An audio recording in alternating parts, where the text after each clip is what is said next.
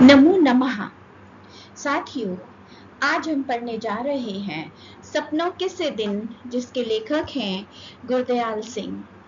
बचपन की यादें सपनों की तरह ही सुनहरी होती हैं। यह पाठ एक संस्मरणात्मक है। लेखक अपने बचपन के बीते दिनों को याद करता है।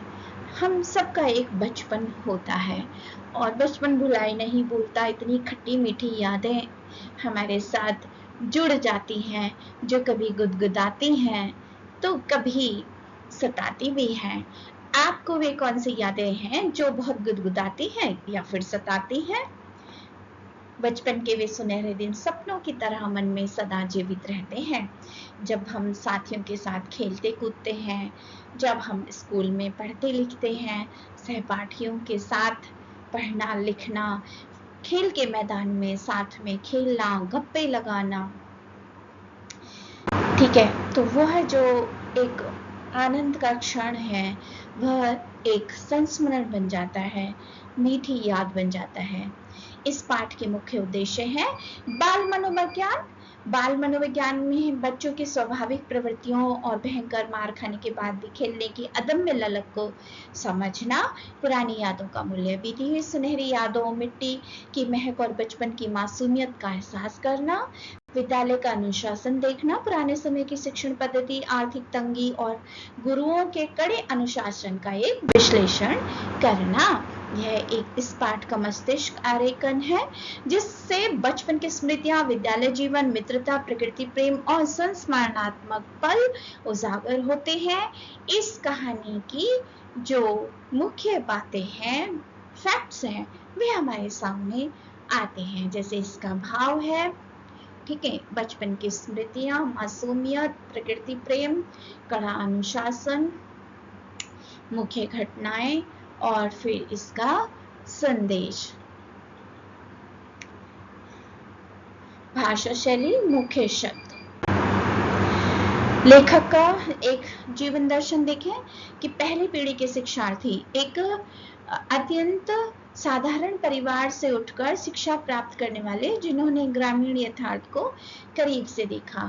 वे एक पेशे से शिक्षक भी रहे हैं और बाद में एक सफल अध्यापक और लेखक बने। ठीक है, बाल मनोविज्ञान का गहरा अध्ययन किया, जिससे उन्हें बच्चों के मार खाकर भी खेलने का रहस्य समझ आया। साहित्यिक योगदान क्या है? अपनी रचनाओं में ग्रामीण जीवन, आर्थिक तंगी और बचपन के यथार्थ का अत्यंत सजीव और मर्म स्पर्शी चित्रण उन्होंने किया है। कहानी की प्रमुख झलकियां देखिए, धूल भरे खेल, फटे कपड़े, छिले घुटने, खेल की मस्ती, लहूलुहान होने पर भी अगले दिन फिर खेलने, स्कूल का खौफ, बचपन में कैसे पढ़ाई में अरुचि हो जाती है। और गांव के बच्चे तो खास तौर पर पहाड़े नहीं पढ़ते, लंडे पढ़वाकर मुनि में सिखाने की पारिवारिक सोच, शिक्षक की मार का डर, पुरानी किताबों की गंध, आर्थिक तंगी के कारण नई किताब खरीदने में असमर्थता, तो माता पिता या शिक्षकों द्वारा पुरानी किताब जो कि लेखक को अच्छी नहीं लगती, नई कक्षा में अमीर बच्चों की पुरानी किताबें मिलना और उन किताबों से आती अगली कक्षा के डर की विशेष गंध, स्काउटिंग का गर, पीटी मास्टर की एक शाबाश का जादू और नीली पीली झंडियां के साथ फौजी जवान जैसा महसूस करना।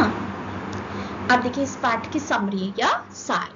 गुरदयाल सिंह द्वारा रचित संस्मरण सपनों के से दिन लेखक के बचपन की उन सुनहरी और खट्टी मीठी यादों का संग्रह है, जो उनके छात्र जीवन और तत्कालीन सामाजिक शैक्षिक परिवेश को जीवंत करती हैं। बाल मनोविज्ञान और खेल। लेखक अपने बचपन के उन साथियों को याद करते हैं जो धूल मिट्टी में सने रहते थे और खेलने के दौरान अक्सर चोटिल हो जाते थे। मजेदार बात तो यह थी कि माता पिता की पिटाई और चोट के दर्द के बावजूद बच्चे अगले दिन फिर से खेलने पहुंच जाते थे। लेखक इसे बाल मनोविज्ञान कहते हैं, जहां खेल का आनंद हर प्रकार के डर और पीड़ा से बड़ा होता है। शिक्षा के प्रति तत्कालीन दृष्टिकोण। उस समय मिशन विजन शिक्षा को लेकर क्या था, तो उस समय समाज में औपचारिक शिक्षा का बहुत अत्यधिक महत्व नहीं था। मंडी के व्यापारी अपने बच्चों को स्कूल भेजने की बजाय लंडे मुनीमी की लिपि यानी कि लेखाकार जैसे कि गणित के पहाड़े इत्यादि सिखाना, टेबल्स दुकान पर बिठाना अधिक उपयोगी समझते थे। लेखक के आधे से अधिक साथी पढ़ाई में रुचि ना होने के कारण स्कूल छोड़ चुके थे। लेखक अपने परिवार के पहले लड़के थे जो स्कूल गए, वह भी हेडमास्टर साहब द्वारा पुरानी किताबें जुटा देने के कारण। स्कूल का परिवेश और शिक्षकों का व्यक्तित्व। लेखक के लिए स्कूल जाना किसी कैद से जैसा था। स्कूल में दो विपरीत स्वभाव के शिक्षक थे। एक हेडमास्टर साहब जो बहुत शांत नरम दिल के थे, विनम्र थे, कभी किसी को नहीं पीटते, गुस्सा करते। दूसरे थे पीटी मास्टर प्रीतम चंद जो अत्यंत कठोर और अनुशासन प्रिय थे। उनकी बात जैसी तेज आंखों और सख्त स्वभाव से बच्चे बहुत डरते थे और बड़ा रौब था उनका बच्चों के ऊपर। स्काउटिंग और गौरव का एहसास। स्कूल में लेखक को केवल स्काउटिंग और परेड का समय अच्छा लगता था। साफ वर्दी पहनकर और रंगीन झंडियां लहराकर मार्च करना उन्हें फौजी जवान जैसा होने का गौरव प्रदान करता था। उस समय सख्त पीटी मास्टर से मिलने वाली एक शाबाश बच्चों को फौज के बड़े तमगों मेडल जैसी अनमोल लगती थी। पीटी मास्टर की मुअत्तली निलंबन। एक बार पीटी मास्टर ने चौथी कक्षा के छात्रों को फारसी का शब्द रूप याद न करने पर अमानवीय सजा दी और उन्हें मुर्गा बना दिया। हेडमास्टर शर्मा जी बच्चों के प्रति इस क्रूरता को सहन नहीं कर सके और उन्होंने पीटी मास्टर को मुअत्तल सस्पेंड कर दिया। मानवीय स्वभाव का विरोधाभास। पाठ के अंत में लेखक बताते हैं कि जो पीटी मास्टर स्कूल में इतने कठोर थे, वे अपने घर में तोतों से बहुत मीठी बातें करते थे और उन्हें बादाम खिलाते थे छीलकर। यह घटना बच्चों के लिए किसी चमत्कार से कम नहीं थी और यह सिखाती है कि हर कठोर व्यक्ति के भीतर एक कोमल हृदय छिपा होता है। यह पाठ हमें यह संदेश देता है कि बचपन की यादें सपनों की तरह ही होती हैं जो समय बीतने के साथ और भी कीमती हो जाती हैं। साथ ही यह बाल मन पर पड़ने वाले अनुशासन और सहानुभूति के गहरे प्रभावों को भी दर्शाता है। बाल मनोविज्ञान। मार खाकर भी खेलना, ये क्या फंडा है भाई। खेल का आनंद। बच्चे तो सुबह लड़ेंगे, शाम को फिर एक हो जाएंगे। धूल मिट्टी में सने लहूलुहान घुटनों के जो बच्चों का वर्तमान में जीना खेल उनके मानसिक विकास का क्योंकि एक स्वाभाविक हिस्सा है। शारीरिक दर्द व खौफ। माता पिता की गालियां, क्रूर पिटाई, छिले हुए पांव हो तब भी वे खेलते हैं। इससे निष्कर्ष क्या निकला कि लेखक ने शिक्षक ट्रेनिंग में सीखा कि बच्चों के लिए खेल सिर्फ समय की बर्बादी नहीं बल्कि एक मनोवैज्ञानिक आवश्यकता है।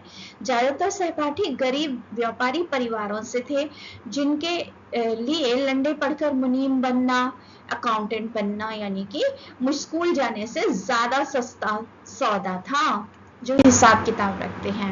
अब विद्यालय के दो स्तंभ, अनुशासन की दो धाराएं, हेडमास्टर मदन मोहन शर्मा जी और पीटी मास्टर प्रीतम चंद जी। अब हेडमास्टर साहब अंग्रेजी विषय पढ़ाते थे। उनका स्वभाव अत्यंत नम्र, शांत और स्नेहपूर्ण था। उनका सजा का तरीका केवल हल्की सी चपत जो नमकीन पापड़ी सी मजेदार लगती थी। उधर पीटी मास्टर प्रीतम चंद सख्त रवैया अपनाते और वो फारसी जानते थे, अंग्रेजी से भी मुश्किल होती है जो। शारीरिक बनावट उनकी ठिगने, गठरीले, चेचक के दाग, पैरों में भारी बूट, सजा का तरीका खाल खींचना, पीठ ऊंची करवाकर कान ऊंच पकड़वाना, अत्यंत क्रूर। तो शर्मा जी का अनुशासन सहानुभूति पर आधारित था जबकि प्रीतम चंद का अनुशासन खौफ पर, डर पर आधारित था। अब ज्ञान परख। अत्यंत बहुविकल्पीय प्रश्न इस पाठ के कि लेखक के ज्यादातर सहपाठी किस पृष्ठभूमि से आए थे। व्यापारी, मजदूर, राजस्थान हरियाणा से आए थे, मजदूर वर्ग से थे, व्यापारी वर्ग थे। बच्चों को विद्यालय जाने से क्यों डर लगता था? शिक्षकों की सख्त मार पिटाई और क्रूर अनुशासन के कारण वे बच्चे विद्यालय जाने से भी डरते थे। मास्टर जी मारेंगे, होमवर्क कर नहीं करते थे। एक तो पीटी मास्टर प्रीतम चंद बच्चों को कौन सा विषय पढ़ाते थे? वह फारसी पढ़ाते थे। छुट्टियों का काम ना करने पर कुछ बच्चे क्या करना सस्ता सौदा समझते थे। मास्टरों की भयंकर पिटाई खाना उन्हें सस्ता सौदा लगता था बजाय कि बैठकर गर्मी सर्दी में होमवर्क करें। हेडमास्टर शर्मा जी ने पीटी मास्टर को मुअत्तल सस्पेंड क्यों किया? चौथी कक्षा के बच्चों को अमानवीय सजा पीटी ऊंची कर कान पकड़वाना देने पर उन्हें सस्पेंड कर दिया गया था। अब देखिए बहुत ही इस पाठ का महत्वपूर्ण प्रश्न जो अक्सर बोर्ड परीक्षा में सीबीएसई में पूछा ही जाता है, पीटी साहब की शाबाश फौज के तमगों से क्यों लगती थी? कई बार आया ये बोर्ड में। तो पीटी मास्टर प्रीतम चंद अत्यंत कठोर स्वभाव के थे जो कभी मुस्कुराते नहीं थे। उनका खौफ पूरे स्कूल में था, परंतु स्काउटिंग की परेड लेफ्ट राइट में कोई गलती ना करने पर जब वे अपनी चमकीली आंखें झपकाकर शाबाश कहते तो बच्चों को ऐसा लगता जैसे उन्होंने फौज का कोई बड़ा मेडल तमगा जीत लिया हो। एक क्रूर शिक्षक से मिली यह दुर्लभ प्रशंसा बच्चों के लिए पूरे साल की मेहनत से अधिक मूल्यवान होती। अब देखिए बोध प्रश्न, कोई भी भाषा आपसी व्यवहार में बाधा नहीं बनती। पाठ के किस अंश से यह सिद्ध होता है? पाठ में लेखक कहते हैं कि उनके आधे से अधिक साथी राजस्थान या हरियाणा से मंडी में व्यापार करने आए परिवारों से थे। प्रारंभ में वे एक दूसरे की बोली अच्छी तरह से नहीं समझ पाते थे, कुछ शब्दों को सुनकर ही उन्हें हंसी आ जाती थी, परंतु खेलते समय सभी एक दूसरे की बातें बहुत अच्छी तरह से समझ लेते थे। यह अंश सिद्ध करता है कि बच्चों के आपसी व्यवहार और खेल में भाषा कभी बाधा नहीं बनी। प्रश्न 2 देखिए, पीटी साहब की शाबाश फौज के तमगों से क्यों लगती थी? ये मैंने अभी स्पष्ट किया था। नीचे श्रेणी में जाने और नई श्रेणी में जाने और नई कॉपियों और पुरानी किताबों से आती विशेष गंध से लेखक का बालमन क्यों उदास हो उठता था भाई? तो नई श्रेणी में प्रवेश करने पर लेखक को नई कॉपियों और पुरानी किताबों जो अक्सर हेडमास्टर साहब किसी संपन्न छात्र से लेकर देते थे से एक विशेष गंध आती थी। यह गंध लेखक के मन में नई कक्षा की कठिन पढ़ाई और नए मास्टरों द्वारा की जाने वाली मारपीट का भय जगा देती थी। उन्हें लगता था कि अगली कक्षा की चुनौतियां और भी कष्टदायक होंगी, इसलिए उनका बालमन उदास हो जाता था।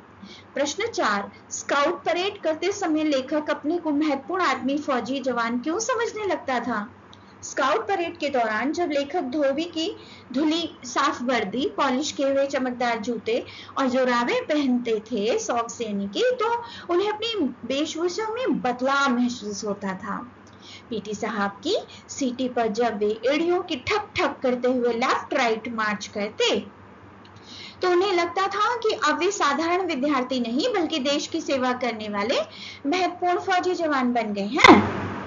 अब देखिए एक और अति महत्वपूर्ण प्रश्न, हेडमास्टर शर्मा जी ने पीटी साहब को क्यों मुअत्तल कर दिया? तो पीटी मास्टर पीतम चंद ने चौथी कक्षा के बच्चों को फारसी का शब्द रूप याद न करने पर बहुत कठोर सजा दी और उन्हें मुर्गा बना दिया। जब हेडमास्टर साहब शर्मा जी ने बच्चों को इस तरह तड़पते हुए देखा तो वे उनकी बर्बरता और क्रूरता को सहन नहीं कर सके। उन्होंने पीटी साहब को तुरंत सजा रोकने का आदेश दिया और इसी अमानवीय घटना या व्यवहार के कारण उन्हें मुअत्तल, निलंबित यानी सस्पेंड कर दिया गया। लेखक के अनुसार उन्हें स्कूल खुशी से भागे जाने की जगह ना लगने पर भी कब और क्यों उन्हें स्कूल जाना अच्छा लगने लगा? यह भी कई बार प्रश्न आया है बच्चों। लेखक को स्कूल जाना किसी कैद जैसा लगता था, लेकिन स्काउटिंग के अभ्यास और परेड के समय उन्हें स्कूल जाना अच्छा लगता था। जब वे नीली पीली झंडियां लेकर हवा में लहराते हुए ड्रिल करते थे और उस अनुशासन में पीटी साहब से प्रशंसा शाबाश पाते थे तो वह अनुभव उन्हें खुशी और गौरव से भर देता था, जिससे स्कूल के प्रति उनकी अरुचि कम हो जाती थी। लेखक अपने छात्र जीवन में स्कूल से छुट्टियों में मिले काम को पूरा करने के लिए क्या-क्या योजनाएं बनाया करता था और उसे पूरा ना कर पाने की स्थिति में किसकी भांति बहादुर बनने की कल्पना किया करता था। तो लेखक छुट्टियों का काम पूरा करने के लिए हिसाब लगाते थे। यदि वे रोज 10 सवाल हल करें तो 20 दिन में काम पूरा हो जाएगा। जैसे जैसे छुट्टियां बीतती वे 15 सवाल रोज करने की नई योजना बनाते। काम पूरा ना होने की स्थिति में वे अपने नेता ओमा की भांति बहादुर बनने की कल्पना करते थे, जो काम करने की बजाय मास्टरों की पिटाई खाना सस्ता सौदा समझता था। पाठ में वर्णित घटनाओं के आधार पर पीटी सर की चारित्रिक विशेषताओं पर करेक्टर स्केच है ये बच्चों, प्रकाश डालिए। ये आ चुका है तो उनके व्यक्तित्व की मास्टर प्रीतम चंद की जो विशेषताएं हैं वो निम्नलिखित है। अत्यंत कठोर और अनुशासित, वे अनुशासन के मामले में बहुत सख्त थे और बच्चों को खाल खींचने जैसी कठोर सजा देते थे। कर्तव्यनिष्ठ शिक्षक, हालांकि वे कठोर थे लेकिन वो नियम से बच्चों को परेड कराते थे और इंटरेस्ट के साथ पढ़ाते थे। स्काउटिंग परेड का बहुत बारीक और निपुणता से अभ्यास कराते थे। भयभीत करने वाला भारी स्वरूप, वे डरा कर बच्चों को सिखाना ज्यादा अच्छा समझते थे। उनका शरीर गठीला था, आंखें बाज जैसी तेज थी और कभी वे मुस्कुराते नहीं थे। भीतर से कोमल पर पक्षी प्रेमी, स्कूल के बाहर वे अपने पिंजरे के तोतों को बादाम खिलाते और उनसे बहुत मीठी बातें करते थे, जो उनके चरित्र के एक विरोधाभासी और संवेदनशील पहलू को दर्शाता है। ये देखिए परेड करते हुए, और ये हमारे लेखक साहब बचपन की यादें ताजा कर रहे हैं। ऐसे ही इनको पढ़िए आप। दूसरे प्रश्न है इसी तरह से महत्वपूर्ण, इंटरेस्टिंग है, परीक्षा की दृष्टि से इम्पोर्टेंट है। नई श्रेणी में जाने पर पुरानी कॉपियों की गंध से मन क्यों उदास होता था। अब लेखक का परिवार थोड़ा गरीब था। हर साल हेडमास्टर शर्मा जी अमीर बच्चों की पुरानी किताबें उन्हें ला देते थे। नई कक्षा के कठिन पाठ्यक्रम, नए शिक्षकों की सख्त मार पिटाई का डर और पुरानी किताबों से आती एक अजीब सी गंध उनके बालमन को भयभीत और उदास कर देती थी। बच्चों को स्कूल कब अच्छा लगने लगा, तो जब पीटी साहब बच्चों को स्काउटिंग का अभ्यास कराते, नीली पीली झंडियां दिखाकर, दो रंगे रुमाल वाली खाकी वर्दी पहनकर और बूटों की ठक ठक करते हुए बच्चे खुद को डरे हुए विद्यार्थी नहीं बल्कि महत्वपूर्ण फौजी जवान समझने लगते थे।